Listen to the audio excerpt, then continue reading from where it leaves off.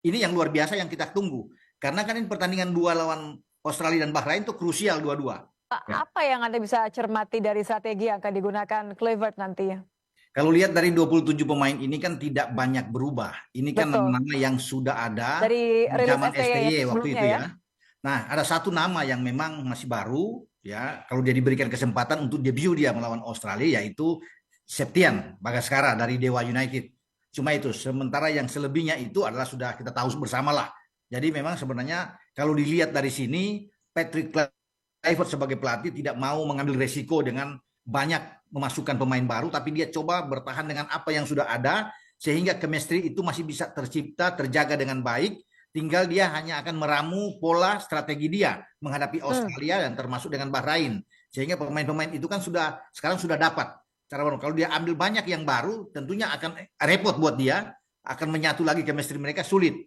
Dia coba dengan apa yang ada sekarang cuma satu debut itu Bagaskara. Nantinya itu mungkin akan bertambah dengan 3 pemain ini setelah ambil sumpah pada Senin besok dan Kluivert tahu dengan karakter mereka sehingga dia agak lebih mudah buat dia tentunya untuk bisa mengkombinasi ketika mereka tersedia dalam pertandingan nanti melawan Australia termasuk dengan Bahrain di Jakarta gitu. Oke, kalau dari daftar yang sudah ada paling tidak ya, ini kan banyak sekali ya nama-nama pemain belakang yang dipanggil.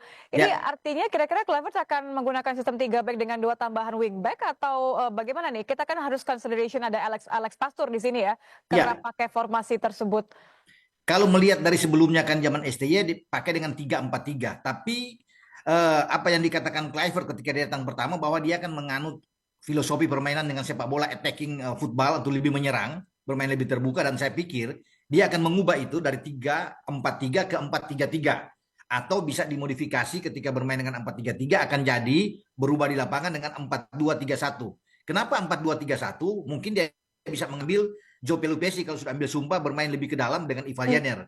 Sehingga ini akan lebih kuat untuk bisa melapis 4 back flat sejajar yang akan dimainkan saya pikir oleh kapten kita Jay Ises bersama dengan Miss Hilgers untuk bisa bermain di sana karena kita belum tahu juga apakah Kevin Dix yang mengalami cedera kemarin di Conference League melawan Chelsea itu akan dimainkan karena masih dengan cedera ankle dia sulit, tapi ada Sandy Walsh yang akan bermain di kanan kemudian Verdong di kiri. Jadi saya pikir taktiknya akan seperti itu. Nitya dengan bermain tentunya dengan Ole Romeni sebagai pemain yang Ya, sudah diambil sumpah di London akan bermain di depan. Nah, tinggal pemain-pemain lain siapa yang akan main. Kalau di tengah saya pikir ada Ivar Jenner dan juga dengan Tom Haye akan bermain. Tinggal siapa yang mendampingi Ole Romeni. Apakah Marcelino akan dimainkan lebih itu awal? pertanyaannya. Ya, atau Eliano Reanders yang akan bermain di sana dan memainkan lagi satu pemain yang bisa ditaruh lebih ke depan. Entah Dean James yang kuat dalam bertahan dan menyerang. Semua tergantung dari Patrick Kluivert untuk bisa melihat. Karena saya pikir hari ini kan dia akan datang bersama dengan Jordi Cruyff. Begitu. Berarti sebenarnya Bung Ropan, jadi atau keburu atau tidaknya 3 pemain naturalisasi nanti untuk kemudian prosesnya berjalan dengan sesuai harapan kita ya tanggal 20 bisa main. Sebenarnya menurut Anda Kluivert sudah punya line up yang cukup? Saya pikir dia sudah punya karena kan dia dibantu oleh 2 bahkan 3 asisten. Dani Lansat, Alex Pastur sebagai ahli strategi dan kemudian belakangan datang Gerald Vandenberg. Apalagi datang lagi Jordi, pasti Jordi akan membantu sebagai penasihat teknik untuk bisa memberikan masukan-masukan terhadap Patrick Kluivert. Tapi kalau bisa melihat bahwa tentunya mereka sudah lihat pertandingan kita lawan Australia yang berakhir imbang, melawan Bahrain, terutama juga dengan pertandingan terakhir melawan Arab Saudi ketika kita menang di Jakarta. Komposisi ini yang sudah dia tahu, dia akan lihat. Tinggal perubahan aja karena dia lebih suka dengan gaya bermain lebih terbuka. Dan apa yang dia katakan dalam preskon pertama kali, akan berusaha pemain-pemain Indonesia itu lebih banyak memegang bola, bermain dalam ball position. Itu yang akan kita tunggu nantinya. Tapi Oke, melawan pegang tapi Australia, bisa nggak kemudian mencetak gol? Itu kan pertanyaannya selalu. ya tentunya kalau melawan Australia, kalau kita bisa mendapatkan 1 gol pertama atau mencuri gol lebih awal, akan lebih bagus. Karena target dari Patrick Kluivert kan 1 poin di Sydney melawan Australia. Syukur-syukur kalau kita bisa menang itu luar biasa, bonus bagi kita. Dia harus pintar-pintar tentunya untuk bisa melihat komposisi pemain apa yang ada. Kalau dengan pemain banyak bertahan ya iya, tentunya kita kuat dalam pemain bertahan. Nah, dengan kehadiran Joe Pelupesi semoga dia akan cepat untuk beradaptasi dengan tim kita dengan Ivar Jenner akan bagus dalam hal bertahan. Jadi saya pikir Oke. untuk merebut 1 angka nih dia oke lah buat kita ya untuk bermain tandang. Oke.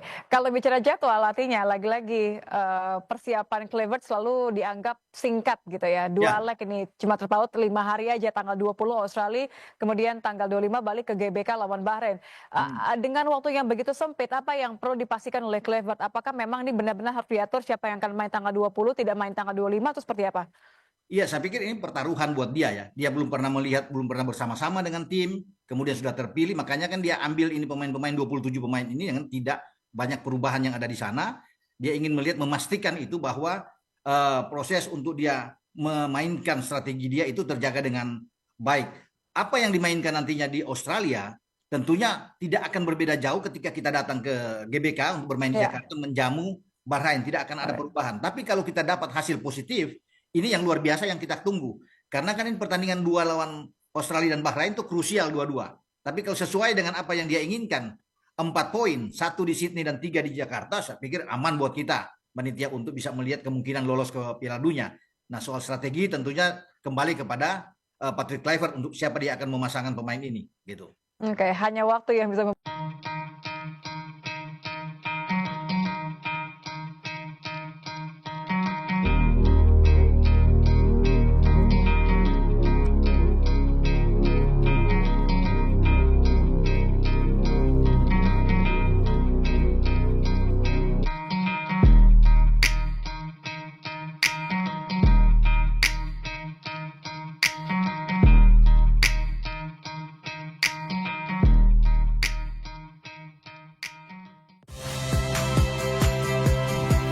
Saya, Cynthia Rompas. Saksikan program-program Kompas TV melalui siaran digital, pay TV, dan media streaming lainnya. Kompas TV, independen, terpercaya.